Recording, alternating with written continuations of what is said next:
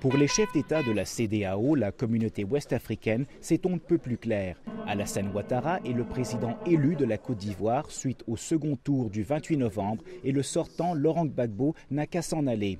Le Nigérian Goodluck Jonathan, président en exercice de la communauté. On a proclamé les résultats et déclaré un vainqueur. Celui qui a perdu doit s'en aller. Même son de cloche aux Nations Unies, où Yang Jin-choi, le représentant de l'organisation en Côte d'Ivoire, réaffirmait la victoire de Ouattara lors d'une communication mardi au Conseil de sécurité. Un point de vue qui a convaincu la quasi-totalité du Conseil, y compris Susan Rice, l'ambassadrice US.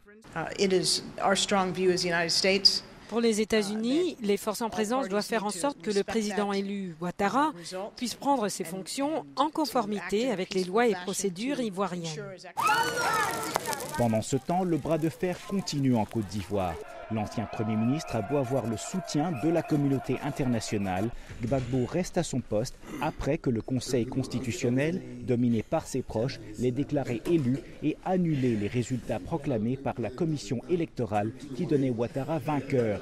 La médiation de l'ex-président sud-africain Thabo Mbeki n'a donné aucun résultat. Laurent Gbagbo n'a rien fait pour indiquer qu'il cherche une porte de sortie honorable, mais son ministre des Affaires étrangères affirme que le président sortant pourrait accepter un gouvernement d'union nationale. Dans le camp Ouattara, on dit être prêt à discuter de tout, sauf d'un maintien de Gbagbo à la présidence. En fait, les deux leaders ont tenu chacun et séparément leur propre cérémonie d'investiture et nommé chacun leur Premier ministre. Une situation jugée inadmissible par les partisans de Ouattara qui exigent la reconnaissance unanime de leur champion. Grand nombre d'Ivoiriens qui se souviennent de la guerre civile et craignent pour la stabilité de leur pays sont déconcertés. Il y a véritablement des inquiétudes. Dès lors qu'on crée la zizanie dans la population, il faut s'inquiéter parce qu'on peut commencer une action, mais on ne peut pas prévoir l'issue. Qu'est-ce qui peut advenir demain? À quoi on s'attend? C'est tout ça qu'il faut voir.